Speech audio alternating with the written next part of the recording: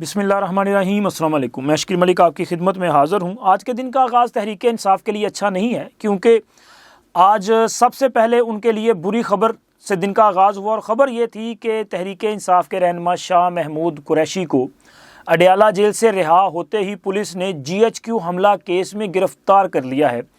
9 مئی کو جو احتجاج ہوا عمران خان کی گرفتاری کے بعد، اس احتجاج میں جہاں لاہور میں کور کمانڈر ہاؤس پہ آپ نے دیکھا اٹیک کیا گیا، اسی طرح GHQ راولپنڈی اور دیگر مقامات پہ جو ہے تحریک انصاف کے کارکنوں نے مشتل ہو کر حملے کیے۔ اس کیس میں شاہ محمود قریشی جو ہیں ان کو نامزد کیا گیا تھا، اب ان کو اس میں باضابطہ طور پہ گرفتار کر لیا گیا ہے، اور ان کی گرفتاری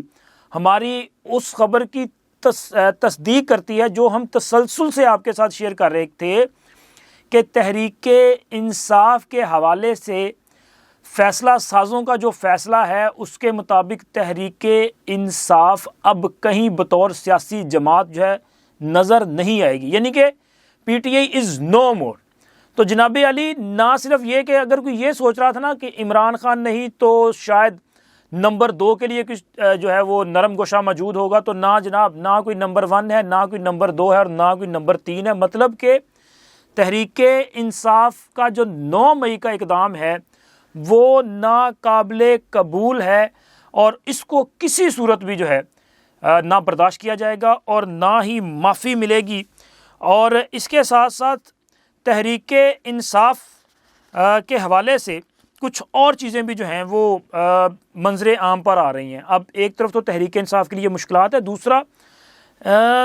وہ لوگ جو پاکستان اور پاکستان کے اداروں کے خلاف ہمیشہ سازشیں کرتے رہتے ہیں، وہ لوگ بھی جو ہیں وہ کسی کے ایجنٹ کا کردار ادا کرتے ہیں، تو وہ ایک طاقتور شخصیت کی ترجمانی بھی کر رہے ہیں، وہ تحریک انصاف کی ترجمانی بھی کر رہے ہیں، وہ وضاحتیں بھی کر رہے ہیں۔ آخر یہ سارا ماجرا ہے کیا؟ اس پہ تفصیلات کے ساتھ آپ کے ساتھ جو ہے وہ بات کریں گے، لیکن اس سے پہلے آپ کے ساتھ ذکر کرنا ہے شیخ رشید صاحب کا۔ وہ جو کہتے ہیں نا میں بڑا اصلی اور نسلی ہوں، تو معاملہ یہ ہے کہ جناب علی نسلی سیاستدان کی جو اصلی کاروائی ہے نا وہ میں نے آپ کے ساتھ شیئر کرنی ہے، اور بڑی بریک واردات ڈالی گئی ہے، لیکن ہونا کچھ نہیں ہے، فائدہ ان کو اس پہ کوئی نظر نہیں آ رہا۔ ایک تو لطیف کھوسہ صاحب جب سے تحریک انصاف میں شامل ہوئے ہیں، تو لطیف کھوسہ صاحب بھی ماشاءاللہ وہ کوشش اس میں لگے رہتے ہیں کہ جناب ایسا چانس بن جائے کہ بیرسٹر علی گوہر کی بجائے ان کے نام کے ساتھ جو ہے وہ چیئرمین کا لفظ لگنا شروع ہو جائے،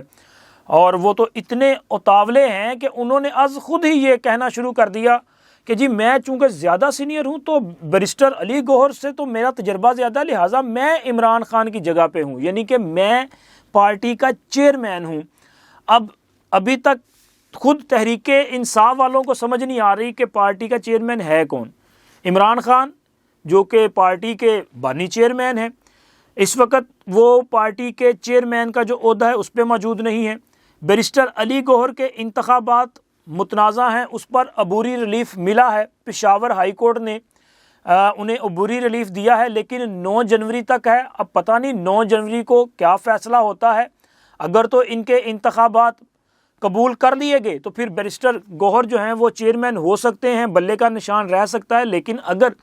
پشاور ہائی کورٹ کا فیصلہ جو کہ 2 رکنی بینچ نے سننی ہے، پھر کیس کی سماعت کرنی ہے، اگر ان کا فیصلہ کوئی اور آ گیا تو پھر کون چیئرمین ہوگا، تو یہ تو ابھی تک کلیئر نہیں ہے۔ اور اس کے ساتھ ساتھ معاملہ سپریم کورٹ میں بھی جا سکتا ہے، کیونکہ اکبر ایس بابر صاحب جنہوں نے تحریک انصاف کے انٹرا پارٹی انتخابات کو چیلنج کیا تھا، وہ اس معاملے پر سپریم کورٹ میں جانے کا ارادہ رکھتے ہیں، اور وہ اگر سپریم کورٹ جائیں گے تو ظاہر ہے سپریم کورٹ اس پہ دلائل سنیں گی، آئین اور قانون کو دیکھے گی، تحریک انصاف کے آئین کو دیکھے گی، پھر اس کے بعد انہوں نے فیصلہ کرنا ہے۔ سپریم کورٹ کیا فیصلہ کرتی ہے یہ تو آنے والا وقت بتائے گا، لیکن ابھی تک حالات بہتر نہیں ہیں، اور تحریک انصاف کے لیے وہ جو کہتے ہیں نا کوئی نرم گوشہ مجھے بظاہر ابھی نظر نہیں آ رہا کہ تحریک انصاف کو کوئی سہولت ملے گی۔ ایون کہ تحریک انصاف والوں نے، آپ کو پتہ ہے نا وہ کیا کیا تھا، یہ جب عمران خان اور شاہ محمود قریشی کی سپریم کورٹ میں سائفر کیس میں ضمانت منظور ہوئی، تو تحریک انصاف والوں نے فیصلہ پڑھنے سے پہلے ہی جو ہے وہ جشن منانا شروع کر دیا تھا،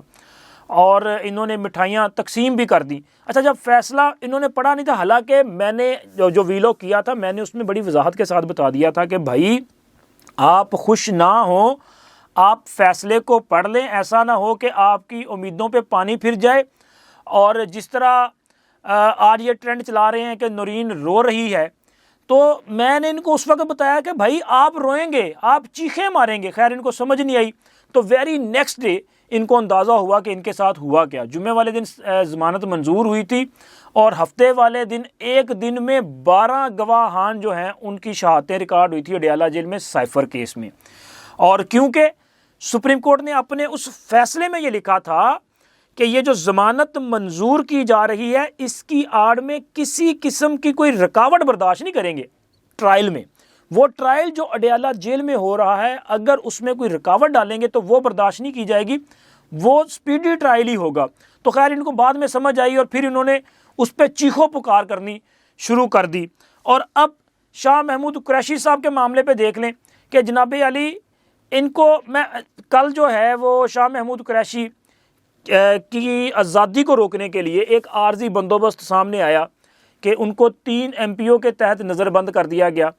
پھر بعد ازاں ڈپٹی کمشنر نے اپنا وہ آرڈر واپس لے لیا اور جناب علی تحریک انصاف نے اس پہ جو ہے وہی اپنے مزاج کے مطابق باندر والیاں پلسٹیاں مارنیاں شروع کرتی ہیں، اور جناب علی حکومت ڈر گئی، فلاں ہو گیا، یہ ہو گیا، شاہ محمود قریشی باہر آ گیا۔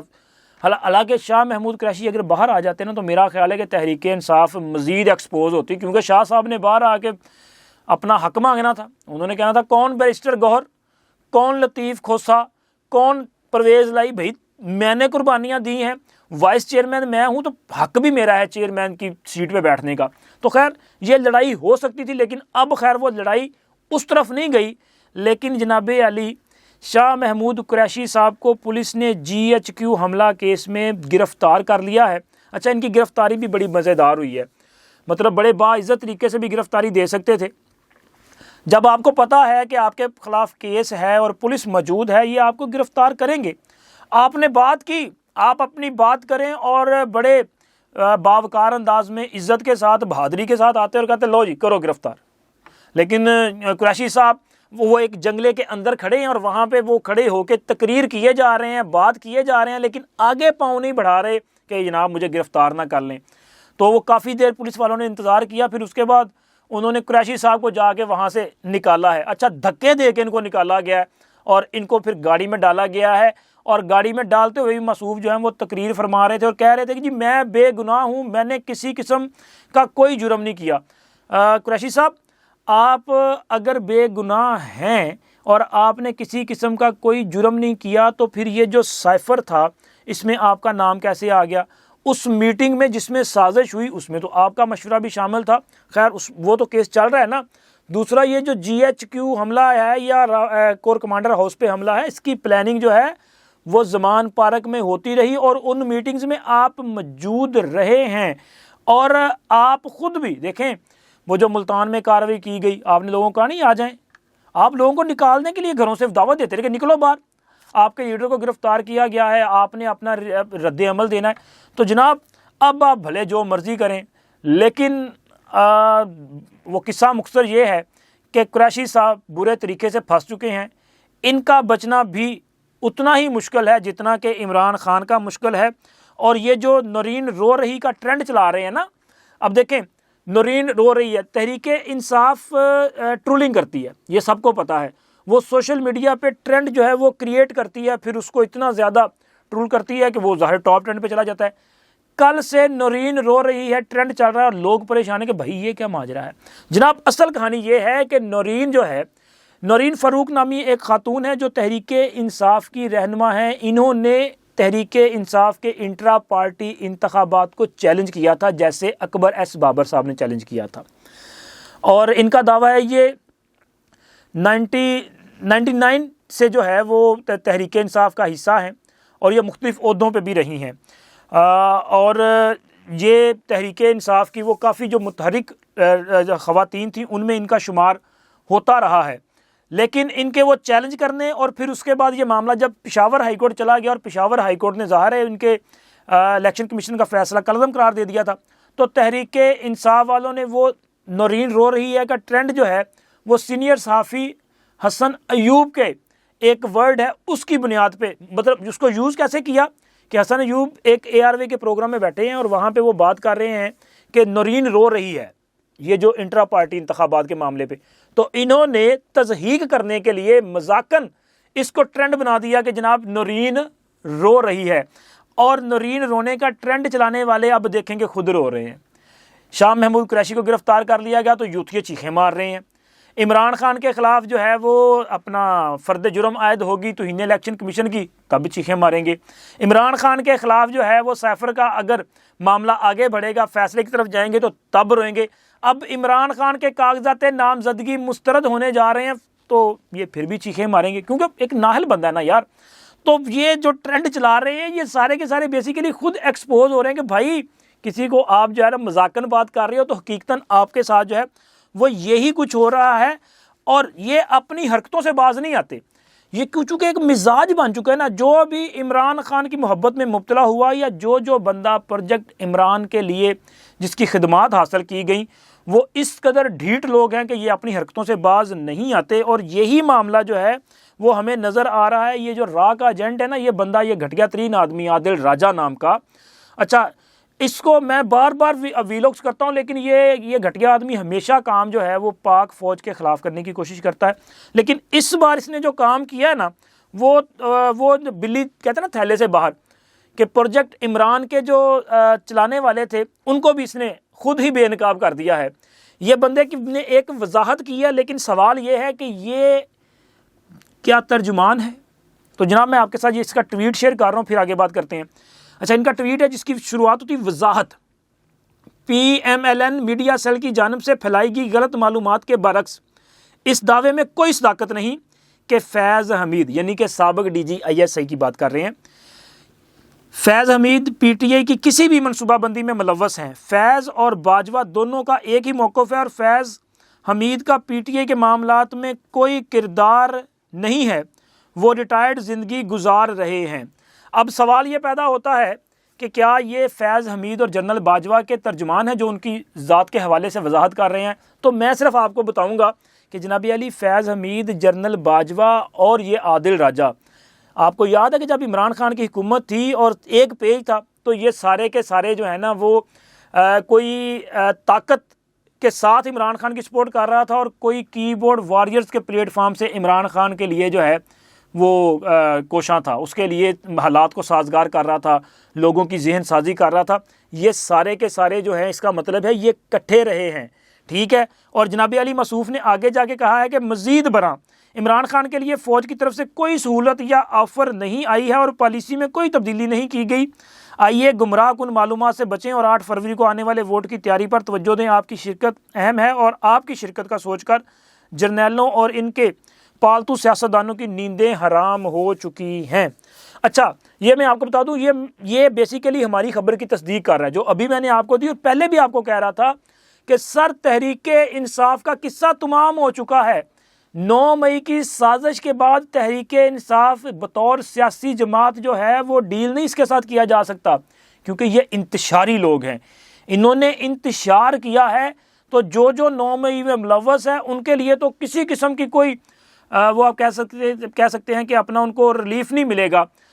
لیکن یہ عادل راجہ کی طرف سے یہ کہنا، یہ اس بات کی تصدیق ہو رہی ہے نا کہ جناب علی پالیسی چینج نہیں ہوئی، تو جناب یہ تو ہمیں بھی پتہ ہے پالیسی چینج نہیں ہوئی، لیکن آپ اور جنرل فیض حمید صاحب اور باجوہ صاحب یہ وضاحت ضرور فرمائیے گا